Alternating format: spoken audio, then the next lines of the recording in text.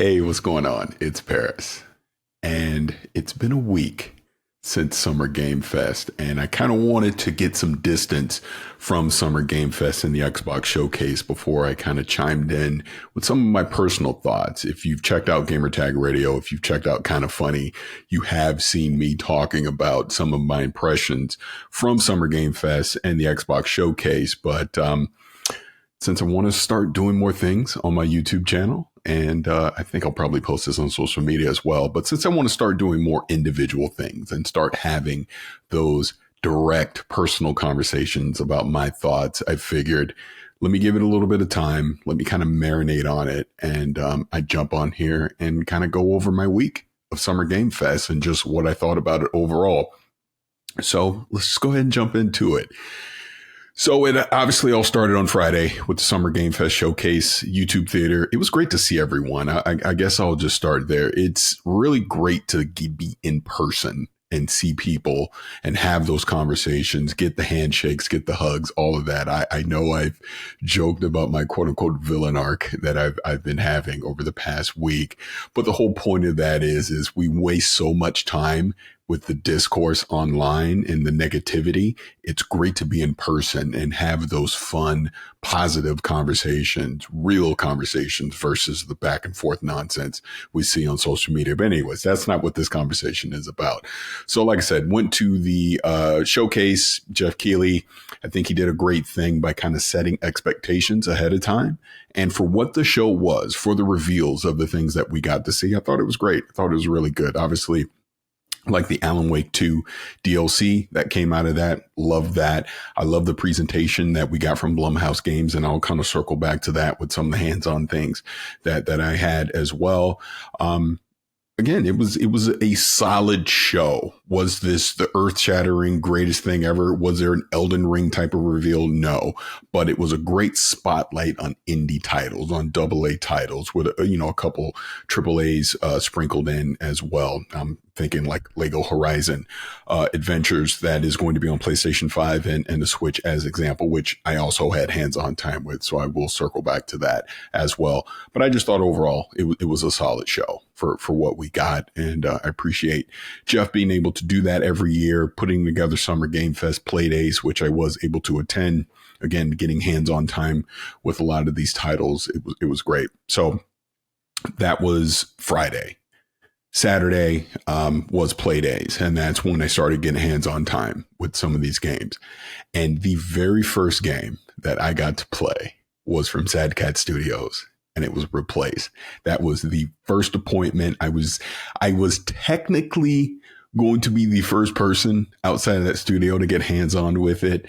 Andy from Kind of Funny kind of beat me to the punch because Playdays opens at 10 a.m., but appointments don't start until 10:30 a.m. So you almost got like the legal tampering period of those first 30 minutes. And Andy walked up to the booth and jumped in and got some hands-on time. And by the time I walked over there, I saw he was playing. So, I watched over his shoulder for a little bit, sat on a couch with him, watched him play. Then he handed me the controls and I got hands-on time with it. And it was great. The devs were not there. So it was Xbox handling the hands-on demo for it. But the visuals for Replace was fantastic, off the charts. Everything I was hoping it would be. Again, that 2.5D side-scrolling action adventure, for lack of a better term, type of game. But you had the prologue, which I did go through. Then they had a combat section as well. And then there was a third part where you're kind of exploring through that world of Replace. I loved it. Still a little rough around the edges because talking to Xbox, they were telling me that Sad Cat, the devs, they were a little nervous about letting people get hands-on with it. This is probably why they've not put a date on it just yet, because it is still rough around the edges. It will need some fine-tuning before they want to put it in the hands of the public overall, but it's shaping up good. I liked what I played. I liked what I saw. I've been a big fan of this game for the past few years, and I'm really looking forward to, hopefully, fingers crossed, it does drop in 2024. If not, if they need more time, they need more time. But what I saw, I definitely see the promise in Replace. Can't wait. Day one on Game Pass, all that fun stuff. Now, the next game I played was Stalker 2, because that was also my next appointment. They're at the Xbox booth at Playdays. I'm digging it. Unreal 5. The visuals look fantastic. Can't wait. I mean, I was not a big first Stalker. I obviously knew about the first Stalker game, but getting hands on with Stalker 2, only got to play for about 30 minutes. By the time my time was up, I was like, I want to keep playing this. It's shaping up really well. Obviously, first person, that post-apocalyptic. I can't even talk, but we're just going to keep this thing rolling. But that aftermath, nuclear, everything that's going on in the Stalker 2 world. Again, I'm not 100% educated on it, so apologize for my ignorance, but you get my point of what I'm talking about. Looks great, played great. There's definitely a mystery of things that are happening. There are some oddities, and definitely want to find out more. So Stalker 2, looking fantastic. Now, I'm not going to go over every single solitary thing that I got hands on with, because I have been talking about this already throughout the week, but things that I just kind of want to highlight and point out. Another one is from Uncapped Games, Battle Aces. It is a RTS strategy game. It was a lot of fun. I know people hear RTS and they get a little hesitant with it. Like, ooh, I don't know about that. I don't, the controls playing on PC, but the rep that I sat down with from Uncapped kind of walked me through, and they've simplified the controls, and it makes a lot of sense once you wrap your head around it and start playing it. And I love the strategy of it. Obviously, you're building your army. You're sending them off to go attack the enemy. They're going to counter. And this was just going against the computer. There's going to be a multiplayer aspect to it, which I could see being a lot of fun. Very strategic. A beta's coming this summer, I do believe, on Steam. I think people are going to really dig it. Like I said, that was one of my nice surprises that I had while I was at Summer Game Fest. Now, another one I got to play, this is more for the kids, Tales from the Shire, Lord of the Rings. I believe it was Private Division that was showing that. And again, you're a hobbit. You're a hobbit. You're in the Shire. There's no stakes. You're not trying to find the ring. Sauron's not coming. None of that crazy stuff. There's no orcs. It's just literally you being a hobbit in the Shire doing hobbit stuff, right? Just walking around, cooking up stuff, taking on little mini quests from other hobbits and stuff like that. It's for the kids.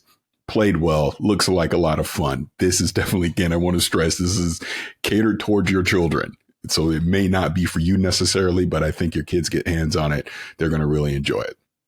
Now, also, I did go to Blumhouse Games, and I played Fear the Spotlight. That was another game that was a highlight for me that I was really digging. 90s themed, just the animation style on it was 90s themed as well. And I like the whole narrative, the horror aspect of it. You're these two teenage kids, you're in the school going through that. Again, it's just like, this is another example. I only got like 30 minutes with it. And man, I just wish I had more time to keep playing, but really enjoyed it. I think what Blumhouse is doing, kind of funding these indie studios and bring these horror games to light. I love it. And I'm not even necessarily the biggest horror fan, but that's something I dig. I definitely keep Fear the Spotlight on your radar, and I'm looking forward to some of these other titles that they're going to be bringing to the market as well. Now, something else I did while I was there was Samsung Gaming, and I got hands-on again, and I've done this is my third year with it. I've obviously reviewed it here at home, just the cloud streaming that you're getting from the Samsung Gaming Hub. But this year we played on a 98-inch Samsung television, and the highlight of that this year was a couple things from a tech standpoint. And again, this is in a controlled environment. I get it, but the latency definitely seemed a lot more reduced. It seemed more refined this year playing, but I got to play on GeForce Now, played a couple games on there, but they also have integrated into the gaming hub is this 80s arcade. So I was playing a bunch of 80s arcade games like Space Invaders, Galaga, stuff like that. Hell of a lot of fun. Really very nostalgic, took me back. But they're continuing to iterate on this tech. Samsung's also bringing, I believe it's already out, but Samsung has their own controller now that works with Gaming Hub. You can obviously Bluetooth, use like an Xbox controller or PlayStation controller if you so choose, but they've designed their own controller, obviously, to take full advantage of the tech using a Samsung television, cloud streaming these games. And that was great as well. So something else I got to play was Hyper Light Breaker. I sucked at it, right? But I see the potential of it. It was fun once I actually started understanding what the hell I was trying to do towards the end. But that I dig that. I dig that. I think that looks really good. I think that some people should be very excited about. Believe they're doing something also on Steam here pretty soon as well. But that was another highlight for me. Again, I'm not going to try and run down the whole list since I've talked about a lot of stuff already. I went over to PlayStation and I played Lego Horizon Adventures. I already talked about something kind of funny, but I played Lego Horizon Adventures and I played Astrobot. Astrobot they're coming for the king. They're coming for 3D Mario. That's how good Astrobot's going to be. It is definitely going to be one of the best games that you play this year. 100%. If you love Mario Galaxy, if you love Mario Odyssey, you're going to love Astrobot. They've definitely built upon what they started with Astro Playroom, with the DualShock, how the DualSense, I should say, was integrated into that gameplay. They're bringing that into Astrobot and they've expanded it. It's going to be a hell of a lot of fun. Again, Lego Horizon Adventures. It was just fun as hell. I had a dumb grin on my face the entire time while I played it, playing it solo, playing it co-op. When I was over at PlayStation, totally get why this is on Switch. Kids are going to eat this up. They're going to love it. It lowers the barrier of entry trying to play a Horizon game because there is a layer of difficulty to Horizon games, and it was just fun. Aloy, again, the Lego humor, all that stuff was there, very comedic. Really enjoyed that. So definitely keep your eye out for Lego Horizon Adventures. I think it's going to surprise a lot of people when they get to play it. Again, thank you to PlayStation for inviting me over to be able to get some hands-on time with that because my schedule was so crazy. I actually missed my first appointment with PlayStation, but then they circled back with me and got me in on the last day. So I truly appreciate that. Now, I got to also sit down. I didn't get hands-on, but I got to check out a demo for Dune Awakening. Now, I'm very new to the whole Dune franchise and everything. Obviously, with Dune Part 2 is what kind of really pulled me in, and I went back and watched Part 1. But now that I kind of understand Paul Atreides, I understand everything with the Dune world. Being able to check out that demo for Dune Awakening, it's a survival game, open world, online survival game. Being able to be in that world of Dune and the different things that you can do, a lot of potential there. I'm definitely looking forward to seeing more from it. Want to definitely get hands-on with it as well and not just watch a demo, but appreciate the invite, being able to sit down and check that out as well. So I think that's what I wanted to really cover from Summer Game Fest itself. Yeah, I think I'm looking at my notes here because, like I said, I don't want to recap everything. But again, I think what Jeff and team is doing with Playdays is great. Getting hands-on time over that 3-day period of games. Like I said, if you want to hear more about some of the other stuff that I got hands-on with, like I played Sonic Shadows, like things like that. I talked about that on Gamertag Radio and over at Kind of Funny as well. Now, the main event, what I really wanted to get into was Xbox. I mean, my relationship with Xbox is well known. Obviously, being on XCast, being on Gamertag Radio over the years, being able to host Xbox Showcase, things like that. I know some people out there, want to say that I might be biased or whatever the case may be, which is fine. But I think my resume speaks for itself when it comes to I just love games.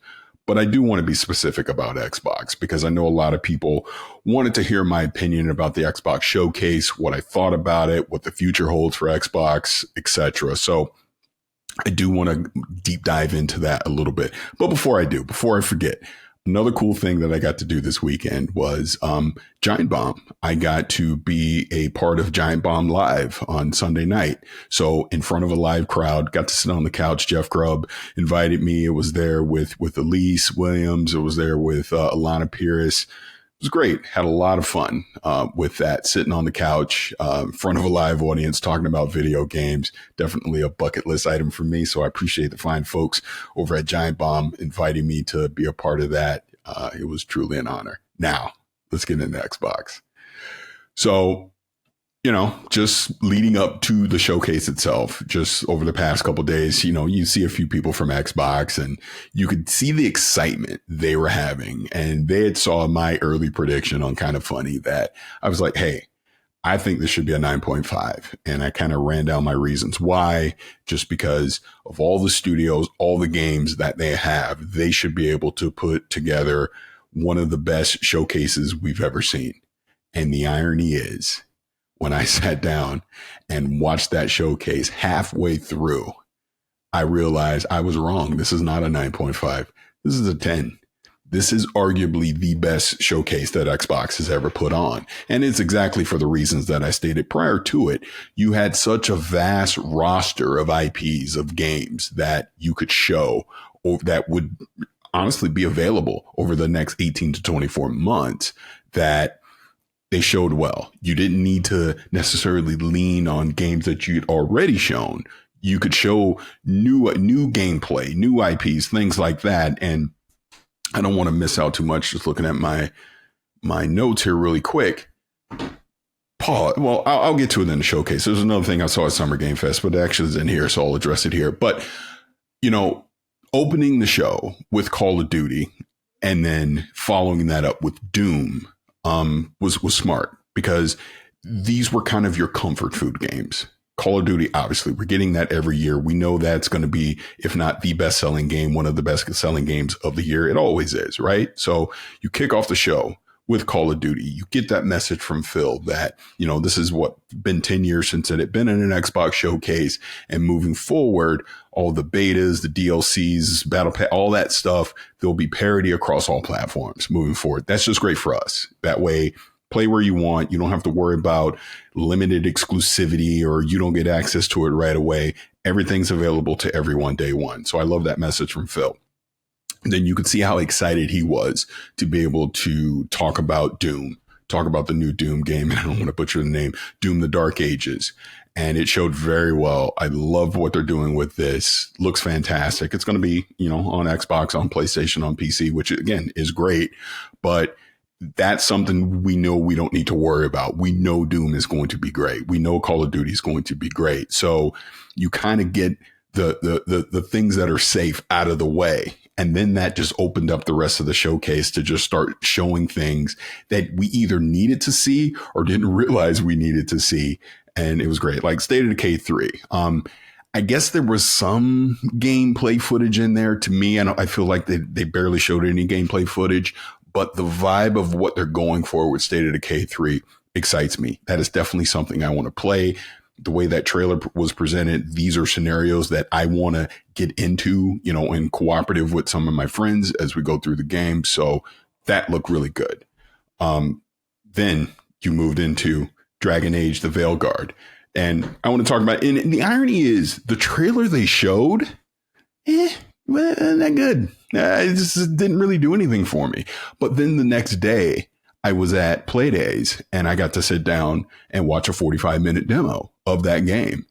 Why they didn't lean more into that in that trailer, I don't know. But it looks really good. And it is coming out this year in 2024, which should excite people. I think people that are already invested in the Dragon Age franchise, this is right up your alley. This is something you're going to want to play. Like I said, the demo they showed us behind closed doors looks fantastic. So be excited about that. Dragon Age looks fantastic. And then the next up on that was Starfield, Shattered Space, which is also coming this year in 2024. And ironically enough, as I'm recording this, Mr. Matty Plays had an hour interview with Todd Howard, and he ran down a multitude of things. But talking about Starfield specifically, Shattered Space is going to be more focused on one planet. You're not going to have to worry about exploring all over the place. So it's going to be more of a concise location story that they're going to tell with this expansion. There's also a 2.0 update to Starfield that's going to be coming with this. We're going to have land vehicles, things like that. I'm sure some other quality of life improvements. And then Todd also mentioned that, they're going to try and have a story expansion every year moving forward with Starfield. He also mentioned Starfield has about 14 million players right now with an average play time of 40 hours. I believe it.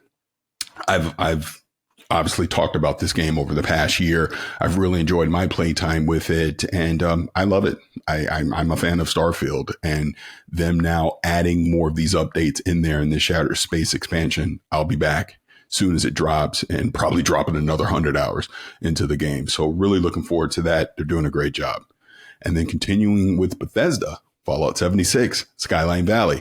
I talked about this already on Kind of Funny, but I went over to London. I went to ZeniMax London and I got hands-on time with it. Got to sit down with the creative director and talk about just Fallout 76, this expansion, the future of it, where they're headed. They're not going to stop anytime soon on content. And one cool thing that came out of the time I was over there, he showed us this map of all the content that they've put out for Fallout 76 over the years. And it's kind of impressive when you think about where that game started to where it is now. Moving into 2025, you're going to be the ghoul. You're going to be able to play as a ghoul, and the advantages and the disadvantages of playing as a ghoul will come into play as well. So future looks really good for Fallout 76. Now that I've started playing it, it has kind of become one of those comfort food games for me too, where the stakes don't have to be high if you don't want them to be. And I love the community that you get to play with. They're all very helpful. It's what you want in a cooperative experience like that. And you kind of get to make your own fun in a game like Fallout 76. So this new Skyline Valley, Vault 63 content, it's great. People are playing it now. So obviously you can judge for yourself what you think about it. So trying to do this in order really quick here. And then you came to Expedition 33. I mean, looks really good. Turn-based combat, but the way that they presented the turn-based combat, because it's not everyone's cup of tea. It's not necessarily my cup of tea. It looked engaging. It looked like something that I would want to try. I would want to play. Again, day one Game Pass with that. I'm going to speed through a few of these, but South of Midnight, I have to kind of pause on that one. That was one of the highlights for me coming out of that Xbox showcase. Seeing South of Midnight, seeing the artistic style and the animation style that they're going for, beautiful. And I love the Southern mythology of South of Midnight. And the way that I view it is, if you think of the old TV show True Blood, used to come on HBO, think of the character Lafayette. That's South of Midnight to me. I love it. Can't wait to see more of it. I thought what they showed of it, some limited gameplay. I mean, you could question the enemy that I believe Hazel is her name, that she did fight. And Danny's calling me as I'm recording this, hanging up on you, that you did fight. They kind of gated it, like you put her into a closed arena. It wasn't open. Obviously, that's just one example. And I guess that's a common enemy that you would fight. So very early days, nothing to judge it by, but just something to keep in the back of your mind, I think. But overall, loved it. Definitely one of the highlights of the showcase for me. And I hope we get to see more of it. Maybe at Gamescom. If not, I'm sure we'll probably get a dev direct or something like that early 2025. World of Warcraft, they showed next. Look, I've never been big into World of Warcraft, so I know people are excited about that. The only thing I would comment on, I thought we might hear some Game Pass integration with World of Warcraft, like some kind of incentive, but we didn't get that. And I believe that's coming out in August of 2024. Then we got Metal Gear Solid Snake Eater, the remake that's coming out. I never played it first. I have my own weird history about Metal Gear that after Metal Gear Solid 2, I just stopped playing them. But I've made a promise. I told Barrett and some of the guys are kind of funny that when this game drops, I will play it. I will give this a shot because a lot of people consider Metal Gear Solid 3 or Snake Eater the best Metal Gear. So I want to experience it for myself and I'll judge it at that time. But what they showed looks really, really good. Definitely interested in this. Definitely want to check it out.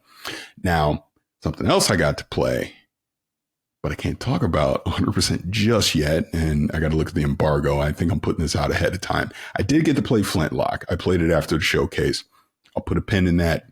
We'll talk about that at a later date. Sea of Thieves, season 13. Again, that game just keeps trucking along. So not shocked to see the content coming out. Season 13 looks really good. Age of Mythology Retold. I did get to play this after the showcase. It was good. Solid. Did a quick, and I played on console because the one thing that they are doing is it will be available day one on PC and console. So I actually played with an Xbox controller. Worked fine. Controls were good. The scenario, we took out one of the Titans and was able to get my troops through to the end. We took them out right before the timer ended. I think we only got to play like 20 minutes or something like that. But looks good. Played well on console. I think people should be excited about that. And then, and that's coming out September 2024. The next up was Perfect Dark. So again, this was another one of my highlights of the showcase. And I knew before they even said her name. And when she was about to jump out of the plane, I go, oh my God, that's Joanna Dark. I knew it. And the way it presented, again, this was the one to silence the critics. Everyone had a lot of concern. There was doom and gloom. Oh my God, the initiative Crystal Dynamics, is the game in trouble? But I think this trailer silenced the critics. I think this trailer showed people that the game is in a good state. Gameplay looked good to me. This to me seemed like a cross between Mirror's Edge and Deus Ex, which is right up my alley. So very good showing by Perfect Dark. Can't wait to see more of that. I would imagine this is a ways off, probably like 2026 or something like that, but very good showing for them. So keep it going. They showed Vessel of the Hatred Diablo 4 expansion content that's coming out. That's in October. Again, I don't play a lot of Diablo 4. I probably should, but people are very excited about that. Again, I'm trying to keep this moving. I'm just gonna speed it up a little bit because I don't want to ramble on too much about this. But they did show Fable. Look great. What they're doing with Forza Tech for that. Obviously, it looked even better than it did last year. And I think people should be excited about it. I would imagine this will be the holiday 2025 title for Xbox. And like I said, everything we're seeing so far looks really good. Can't wait to get my hands on it. Can't wait to see more. Then you have Winter Burrow, which I like to call that the mouse game. Look good. Look really good. I believe it's on Game Pass. I don't have it on my notes here, but that looks interesting. I love a title like that. Again, the animation style, the visuals on it look great. Fragpunk, that's coming in 2025. I believe that is on Game Pass. That's a hero shooter that's coming out. I think I'm actually gonna get some more details on that soon. So I won't deep dive into it too much, but I think I'm gonna hear more about that pretty soon, but looked interesting. Again, hero shooter. Mixtape coming in 2025 on Game Pass from the Artful Escape team. I'm all in. It's going to be dope. That soundtrack's going to be dope. It looked really, really good, and I think people should definitely be excited about that. Flight Sim 2024. Obviously, I have a little bit of history with Flight Sim, but adding in those activities into Flight Sim, I think it's going to be great. I think anyone that was already a huge fan of Flight Sim, this is going to enhance that experience. And I think people that necessarily weren't playing Flight Sim, this might give you incentive to want to go jump in. So that's coming in November of 2024. And hopefully maybe Gamescom or something, we'll get more details on that soon. Then they showed off Elder Scrolls Online Gold Road, which is, I think, dropping this week as you're watching this.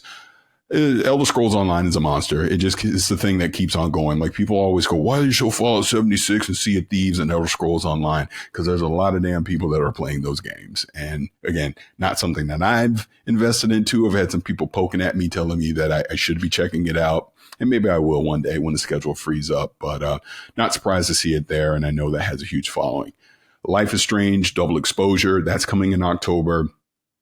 Love Life is Strange. Love that series already. I love the story they're going here with the parallel worlds. Definitely looking to check that out. See, this is like so much content. It's like, I'm gonna have time to play all this stuff. Then they showed Indiana Jones. Looks great. This is indie. I mean, Troy Baker is doing the Lord's work. As I'm watching that, there's not even that was like, that's Harrison Ford. You're not even thinking about that is a voice actor doing a Harrison Ford impression, because that's how good he was. The cutscene that they showed was classic indie. That's what you would expect from Indiana Jones. The only question I would have out of that, and it's not necessarily a concern for me, it's just a question. No new gameplay. Again, maybe Gamescom or something like that will get more gameplay to see. But it's Machine Games. I'm a huge Wolfenstein fan. I'm not concerned. I'm not. I know the game will be fine. Really looking forward to it. And then moving forward with that, like I said, we just talked indie. Then there was Mecha Break and there was Wu Chang Fallen.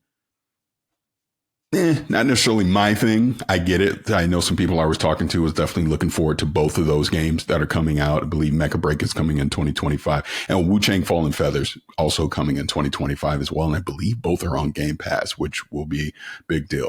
Avowed, really looking forward to Avowed. Ironically enough, the extended look during the official Xbox podcast with Malik talking to Carrie Patel. I believe it was Malik and Tina, but talking to Carrie Patel, if I could say the name correctly, who I believe she is the creative director on the game.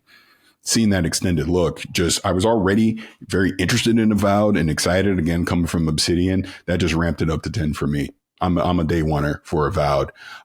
Coming in that Pillars of Eternity universe, just everything that they showed. The visuals definitely upgraded since the last time we saw it at the Dev Direct. It's on Unreal 5. Looks great. It's an Obsidian RPG. I'm all in. So day one for me. Hopefully there is obviously a quote unquote leaked release date, but nothing official yet. So again, hopefully I keep saying Gamescom, but hopefully at Gamescom we'll get some additional details as far as a release date for Avowed. But it is on track to come out in 2024. And going back to Indiana Jones, same thing. It's supposed to come in 2024, but no official date.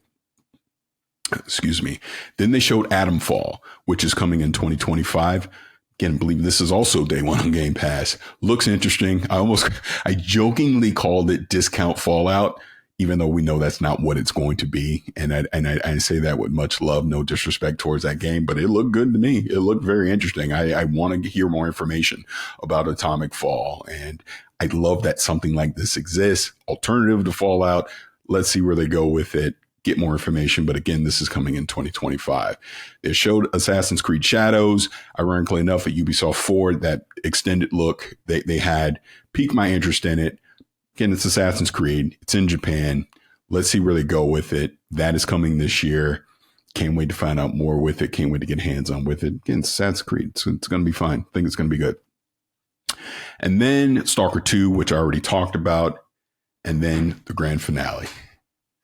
So it's so funny with this one because, on Kind of Funny, we had Jeff Grubb on and he kind of teased a little bit about, he was hearing some things about Gears. Everyone has just naturally assumed Gear 6, Gear 6, Gear 6. And it was so funny. I was talking to a couple of people at Xbox and they were so happy that everyone kept thinking it was Gear 6 because they obviously knew, but it didn't get leaked. No one knew about Emergence Day. No one knew about E-Day. And watching that trailer real time, I just remember thinking, okay, this is Marcus, this is Locust. I go, Marcus looking a little young. I was like, what's going on here? And then the whole end when, he's about to fall and you see the arm grab him and it's Dom. I was like, oh my God, what are they doing? That's Dom. What is this? And then they just E-Day. You instantly knew, oh my God, they are doing Emergence Day. This is a story. This is something that I've wanted to see literally since 2006, because if you played the first Gears of War, they give you like a quick little prologue of Emergence Day. And I've always wanted to see that complete story. I mean, obviously you've had Judgment, you've had Gears Tactics, things like that have touched on it. But to actually get Emergence Day, to get that full story, I'm all in. Who wouldn't be? Obviously, I would imagine this is probably holiday 2026. I was fortunate enough to sit down with the coalition with a group of people after the showcase, and they answered some questions. I know Jez Corden put out a great article about that on Windows Central, and it was essentially the same thing. They're taking Gears back, Gears of War, going back to Gears of War. Love that, but because of the pandemic and the downtime, they were talking about where they wanted to go next. And they decided, let's do Emergence Day. Let's tell that story. And they are, which again excites me. They're going to lean into the horror aspects of Gears of War, which is kind of where the original game started. Like, for the fact that this is the first time that we meet the Locust. They've never encountered this enemy before. We're going to get it from that perspective. And I love that. I want to see that. The multiplayer will still be there. There are obviously no big details on that, but all that's still coming as well. I'm sure, like I said, I would imagine this is holiday 2026, so we probably won't get a lot of details for a while on it, but this is what I want. And they're not giving up on Gears. We will eventually get a Gear 6, but they want to tell this story first, and I'm here for it. Give me Marcus. Give me Dom. We obviously know Baird and Coltrane are out there, but this is 14 years before the events of Gears of War. So maybe there's an Easter egg, and I'm sure there's going to be other characters from the series that will get little Easter eggs and things. But tell me this story with Marcus and Dom. I can't wait. It's going to be great. But a couple other hands-on things before I forget, and then I'll kind of wrap this up. So I did get at Ubisoft, I did get hands-on with Star Wars Outlaws. I got to play that for about an hour. Really enjoyed it. Thought that was good. Thought that was very solid. Loved what I got to play, it felt like a Star Wars game. As simple as that may sound, that's what you want. Didn't need Jedi or Darth Vader or anything. I'm a smuggler. I'm a scoundrel, and I'm doing smuggler and scoundrel stuff. I loved it. I thought it was good. I think if you've watched that extended look that they've had since Ubisoft 4, you get the idea of it. And I know people were talking about this, that, and the other about the game, but I think ultimately when August 30th gets here, when it comes out, this will be something that people will want to play. I also got to play Phantom Blade Zero. Again, it's early. You know, this started off, I guess, as like a technical test or whatever, but the visuals are off the charts. Where they're going with this, with the combat, I was digging. Definitely was digging that as well. And looking forward to see where this goes as they continue to iterate on this and build it out. But overall, I really enjoyed this weekend. I did. I think on a personal level, I needed it. I just seeing friends and old faces and getting to meet a lot of new people is always a highlight for me. And is honestly the most important part for me. But I think it was a good weekend for gaming. I think it was a good weekend for Xbox. Xbox, out of everyone, needed this. They came out, quote unquote, swinging, and they showed a strong lineup of games over the next 18 to 24 months, which I think they needed to kind of restore some confidence in the brand and the overall direction of where they're taking this. Sure. Phil even said it in the interview with Ryan McCaffrey. They're going to continue to put games multi-platform. And whether you like it, whether I like it, it's irrelevant. It's the strategy that they're doing. It's what they think is best for their business, for their brand. Let's see how it plays out. The way that I wrap my head around it is this. The games that I want to play from Xbox will be available on Xbox hardware and on PC day one and on Game Pass day one. For me, that is enough of an incentive to want to continue to invest in the Xbox ecosystem. And you also have to remember the strategy that they're doing. It's not like Starfield's coming tomorrow or Hellblade 2's coming tomorrow. It's not like Gears of War E-Day is going to be on a PlayStation or a Switch day one. It will be a period of time that these games live on an Xbox platform before there is a consideration for them going somewhere else. Here's the simple way that I rationalize this moving forward. Bethesda and Activision games, don't be surprised if they were already multi-platform, they stay multi-platform. Xbox Game Studio games will have a level of timed exclusivity no matter what. New IPs coming from Xbox Game Studios, Bethesda, Activision probably will have some type of limited exclusivity on an Xbox platform. After a certain period of time, if they think it makes sense for it to go to another platform, it's going to go to another platform. And like I said, you either like it or you don't. I mean, it's really that simple. So the gaming industry, the business of gaming is changing. I've talked to a lot of people about this, and I know certain people online don't want to hear it. And, oh, but you said 4 years ago this or that or whatever. It doesn't matter what I say. It's what the businesses want to do is ultimately what matters, because they're the ones, you know, like I think Phil said himself, it is his job to run a sustainable business.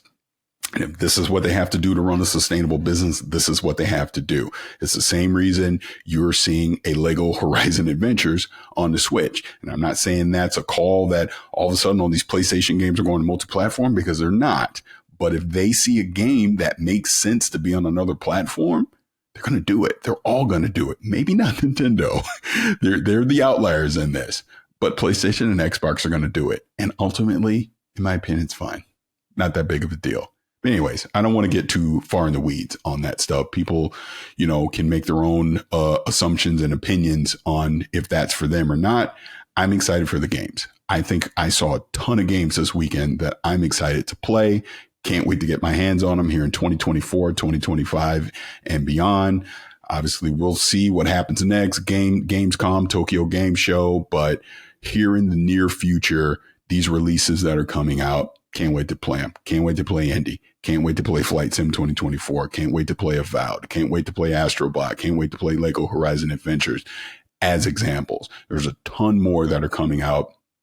Again, going back to play days, I'm excited for the future of AA and indie games as well. I've said forever, innovation and risk happens at the AA and the indie level. And I think I saw a lot of that this weekend. And I think people should be excited for that. I think we're going to get some really cool indie and AA titles, which will then filter upwards, to the AAA level, as needed, or however, whatever the case. I'm rambling here. But one last thing, because I forgot to talk about this.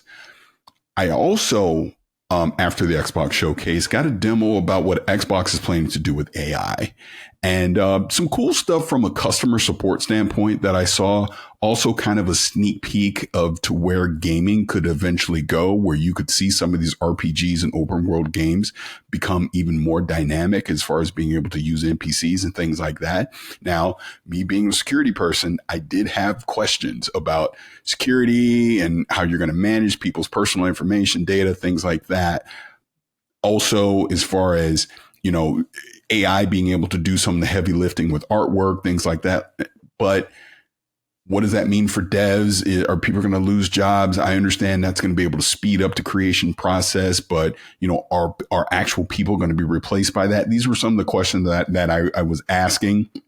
Obviously, we're still very early days in this. We'll have to see where it's playing out. But the reality, it's happening. AI is going to be a part of the game development and creation process moving forward. And like I said, even from the customer support aspect as well. So it's exciting, but at the same time, there's still questions that need to be answered. But I appreciate Xbox inviting me in to be able to hear about where they're starting to go with AI and be able to ask some of those questions. And it was just funny because they knew I was going to ask, but I had to ask because obviously you have to protect people's data, period, point blank.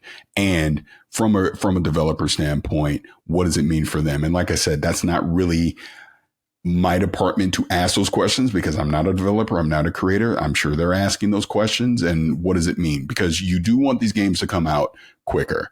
You do want to see gaming evolve. You want it to see it become more dynamic. You want to see the experience that I have in a game be completely different than the experience someone else is having, right? AI can help with those things. But you also need to think about the human aspect of it, the people aspect of it.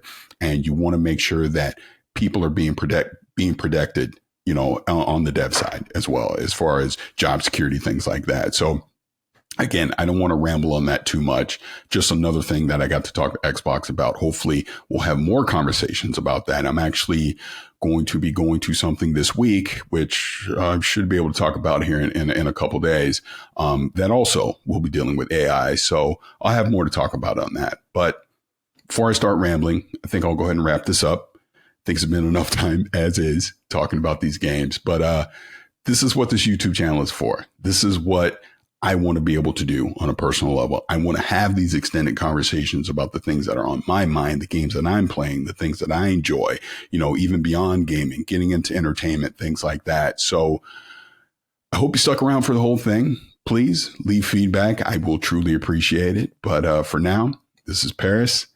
This has been my experience at Summer Game Fest in the Xbox Showcase, and I will talk to you guys again real soon.